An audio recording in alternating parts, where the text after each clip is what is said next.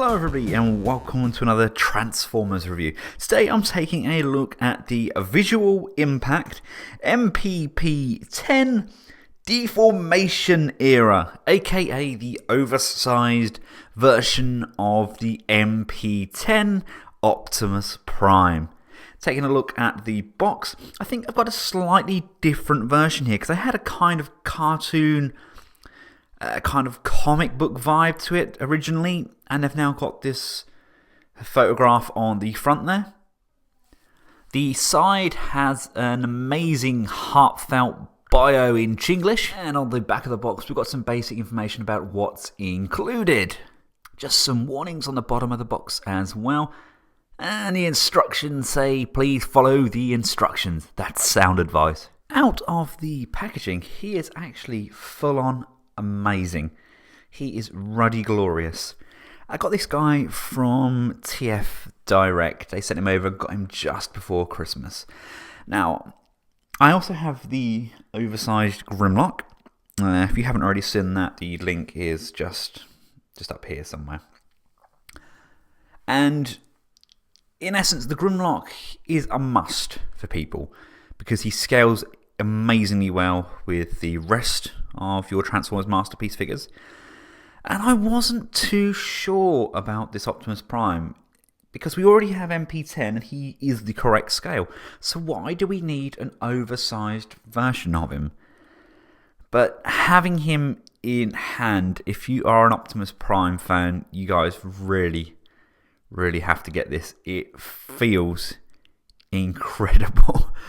It's very easy for a company to reverse engineer a toy and upscale it in comparison to coming up with original ideas. But as far as upscaling goes, they've done an amazing job. They've added new detailing.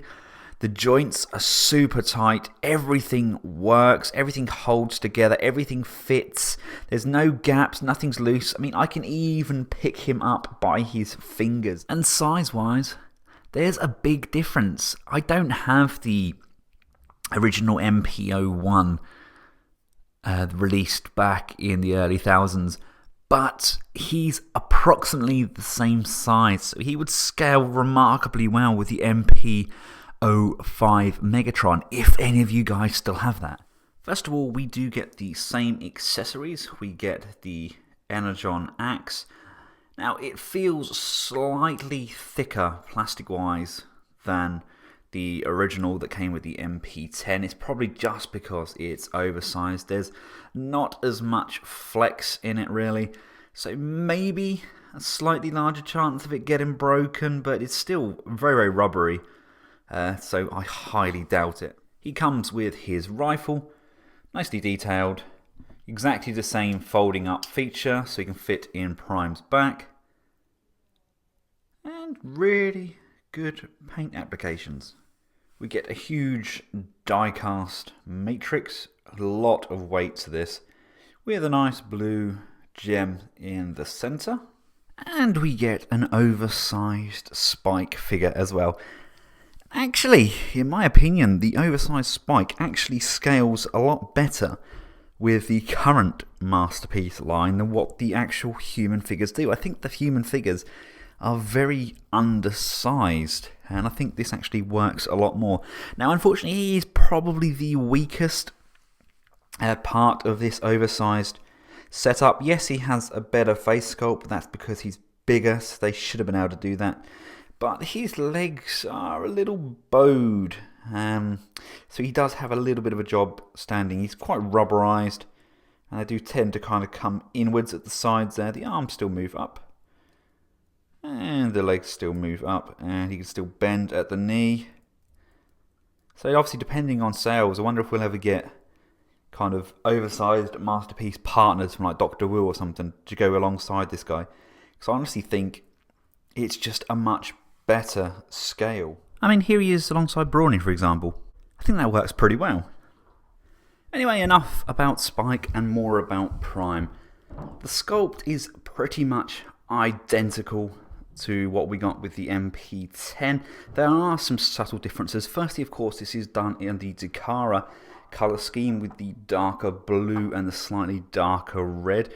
The actual gloss level on the red is remarkable. It looks outstanding. Fantastic paint applications. Those eyes, they look straight into your soul. And there are some small subtle differences when we look at the detailing. If you come down to the back of the legs, we've got the black on the back there. The actual side of the legs, we have an additional section of detailing around here that wasn't on the original at all. You've got the differences in the kneecap sections there. We've got the extra vents. It's just very, very small, subtle things, but extremely impressed. I can't stress to you how good the plastic quality feels. It honestly is remarkable.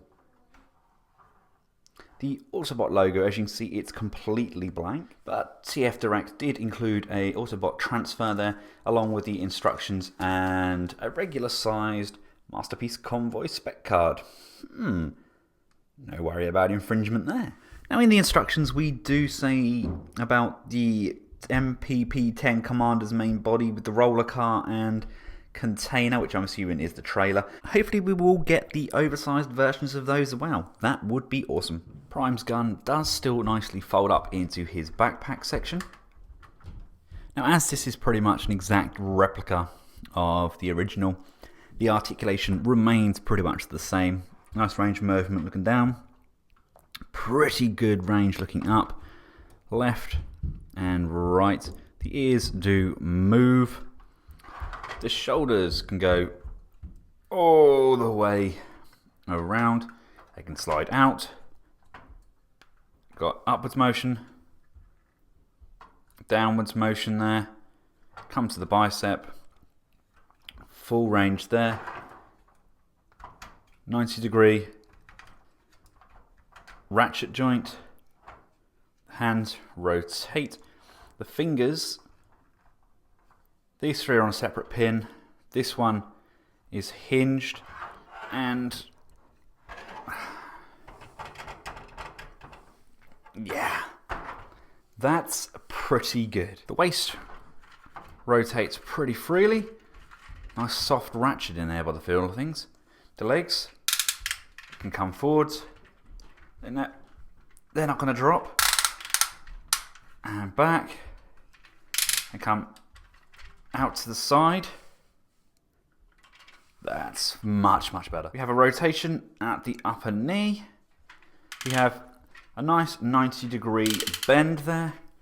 The feet are still die cast, and they can pivot and go forwards and back, and then we've got the separate motion on the toes. I think it's just the improvement in the tightness of joints that really makes this stand out for me. You can still get some of the most iconic poses, but because all of the joints are tight, he becomes a lot more dynamic. Here he is, scale-wise, alongside two of his bigger Autobot comrades. He is just too big, I think, to scale with your regular MP collection. Just a little bit too big. But detail-wise, build-wise, he's incredible. Man, he even makes Gutter look small. And it would appear Apollyon has bitten off just a little bit more than he can chew. Now the transformation for Enlargement Prime is exactly the same as the regular MP10. Start off with his elbows square and bent at a 90-degree angle.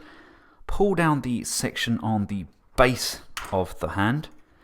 Slide and rotate the fist inwards. And then close that section back off. And do that with both arms. Collapse the arm in.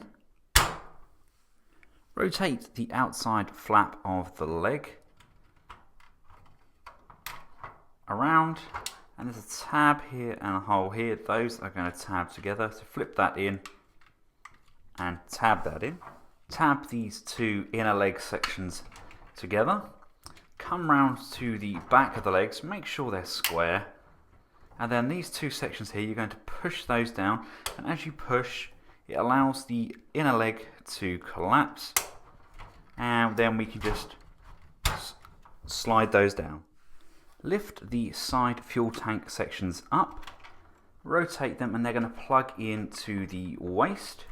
Do that on both sides, and once they're plugged in, you're going to want to rotate the waist 180 degrees. Collapse the feet, flip the wheel guards over into the center, unhitch the chest sections, and pull the chromed waist section forwards, allowing the upper torso section to tilt backwards. Rotate the inner section down, and as we bring that down, this section at the back also moves.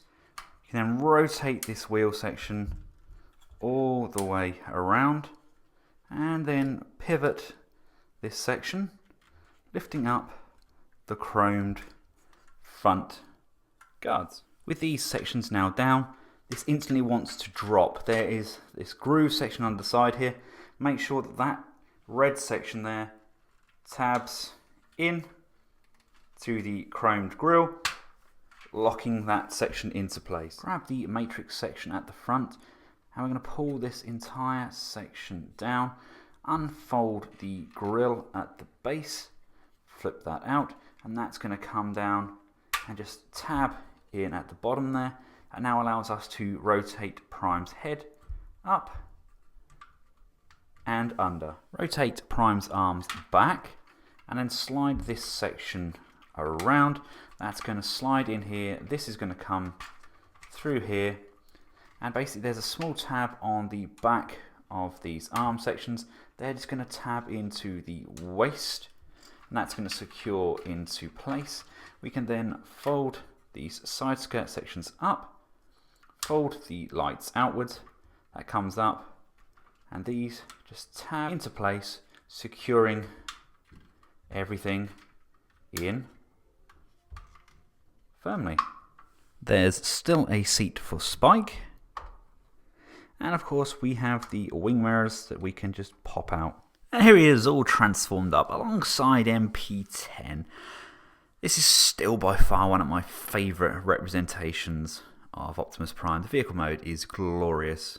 It looks fantastic. They've done a remarkable job with the initial designs, and yeah, like I said earlier on, it's easier to copy somebody else's design and enlarge it, but to do it to a high standard and to even improve on joint tightness, resistance, and overall aesthetics,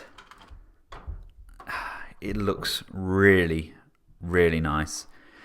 You've got the additional detailing along the side here, which we didn't get with the original, just where they've extended this section over.